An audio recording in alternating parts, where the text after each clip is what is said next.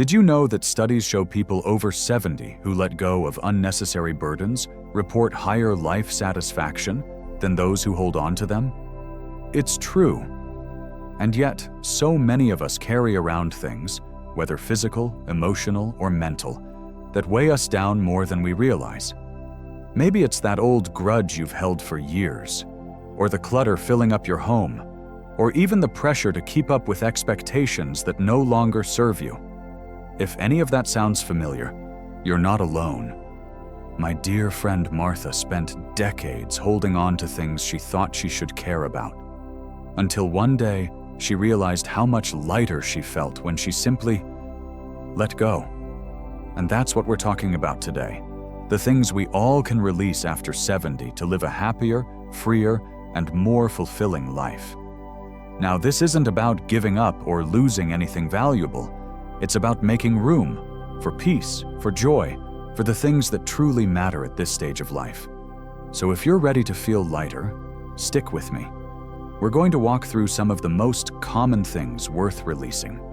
And trust me, by the end, you might just feel like a weight has been lifted. Let's start with something we all accumulate over the years: clutter.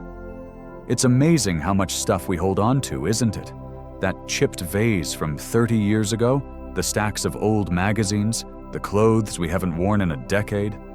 My neighbor, Frank, used to say his attic was a museum of his life, until his grandkids helped him sort through it.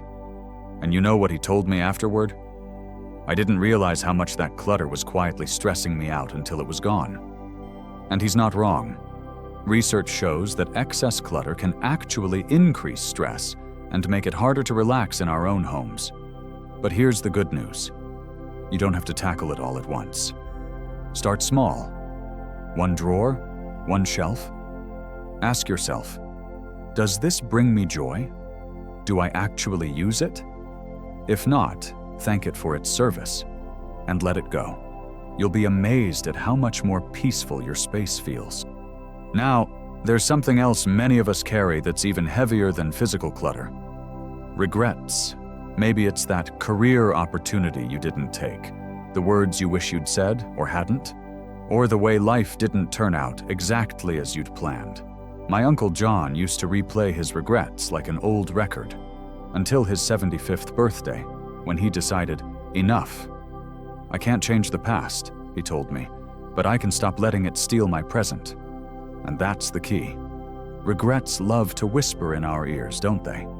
But here's the truth. Every single one of us has moments we'd do differently if we could. But holding on to them doesn't rewrite history. It just drains the joy from today. So instead of asking, what if? Try asking, what now? What beautiful moment can you savor today? Because life isn't about the chapters already written. It's about the ones you're still living.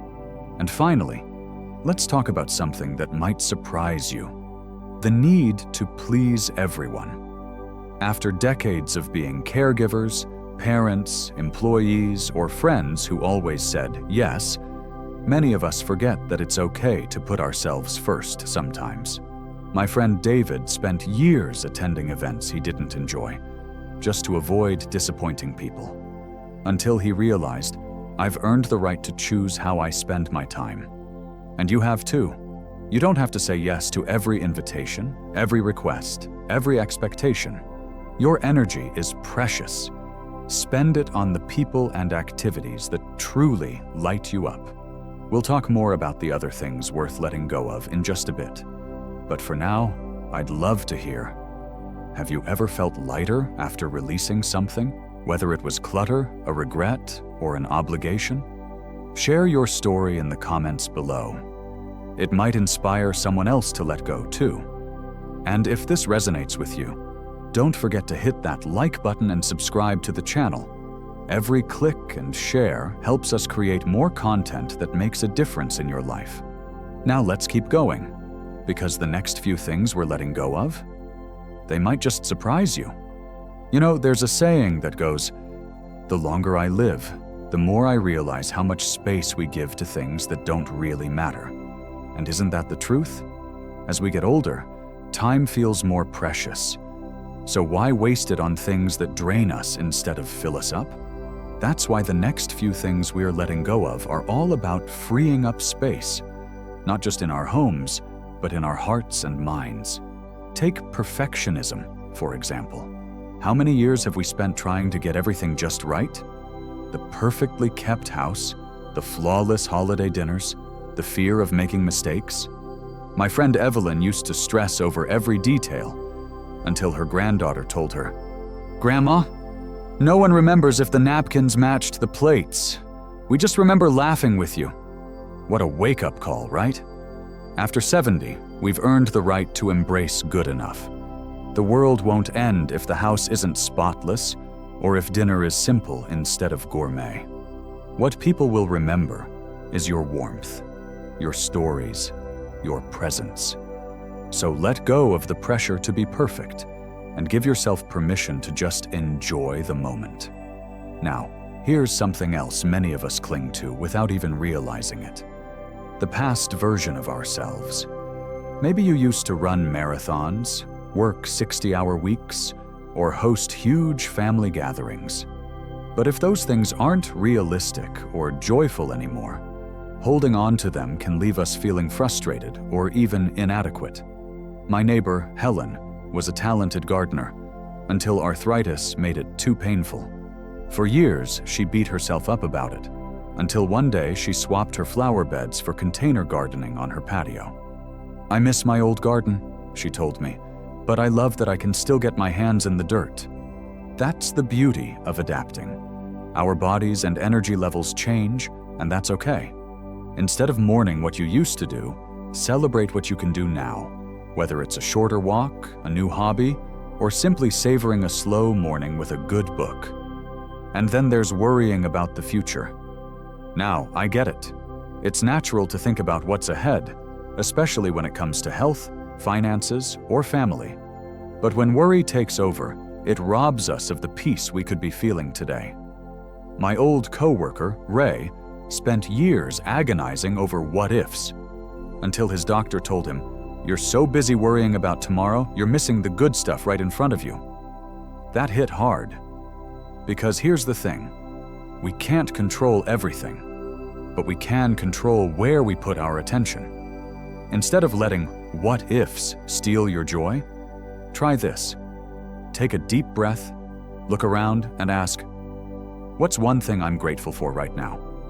It might be the sunshine, a grandchild's laugh, or even the simple pleasure of a quiet afternoon. That's where happiness lives. Not in the worries, but in the little moments we too often overlook.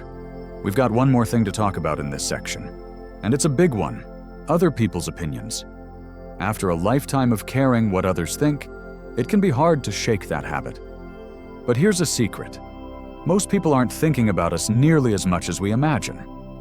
My cousin Lorraine spent years dressing a certain way, going to events she didn't enjoy, even keeping furniture she hated, all because she was afraid of being judged. Then, at 72, she had an epiphany. I don't have to perform for anyone anymore. What freedom, right? Whether it's your hairstyle, your hobbies, or how you spend your time, this is your life. The people who matter will love you for you, not for who you think you're supposed to be. So tell me, have you ever let go of perfectionism or the need to meet others' expectations? How did it feel? I'd love to hear your stories in the comments. And if this is resonating with you, don't forget to like this video and subscribe for more wisdom on living your best life after 70. Now, let's keep going, because the last few things we're letting go of, they might be the most liberating of all. There's a beautiful quote that says, "In the end, only 3 things matter: how much you loved, how gently you lived, and how gracefully you let go of things not meant for you." And isn't that the truth? As we wrap up our conversation today, let's talk about those final things worth releasing, because sometimes what we let go of determines how much we can receive. One of the heaviest burdens many carry is the weight of old grudges. My dear friend Arthur held on to resentment toward his brother for nearly 20 years, over an inheritance dispute. When his brother passed unexpectedly last year, Arthur's grief was mixed with such profound regret. All those years wasted, he told me, when we could have been making memories. That story stays with me because it reminds me how poisonous unresolved anger can be, not to the person we're angry with, but to ourselves. Forgiveness isn't about saying what happened was okay. It's about declaring that your peace is more important than your pain. Now, this next one might surprise you, letting go of the need to always be right. My neighbor Margaret used to argue politics with her son-in-law at every family gathering until one day her granddaughter asked, "Grandma, do you want to be right, or do you want to be happy?" What wisdom from a 12-year-old! After 7 decades of living, we've certainly earned our opinions, but constantly defending them can isolate us from the people we love. There's incredible freedom in saying, "You might be right," even when you're not entirely convinced. And finally, perhaps the most liberating thing we can release is the fear of not having enough time. So many wonderful people I meet say some version of, "I'm too old to start something new." But my friend Rose took up painting at 78 and just sold her first piece at a local gallery. Another acquaintance, Henry, learned Italian in his retirement and now spends every summer in Tuscany. The truth is, it's never too late to begin again, to learn, to grow. What matters isn't how much time we have left, but how we choose to spend it. So here's what I want you to remember. Every day is a chance to lighten your load, whether it's forgiving an old wound, releasing outdated expectations, or simply giving yourself permission to enjoy life exactly as it is right now. These small acts of letting go create space for more joy, more peace, more of what truly matters. I'd love to hear, which of these resonated most with you? What are you ready to release? Share in the comments below. Your story might be exactly what someone else needs to hear today. And if this video brought you value, do hit that like button and subscribe to our channel. Your support helps us create more content to uplift and inspire this wonderful community of wise elders.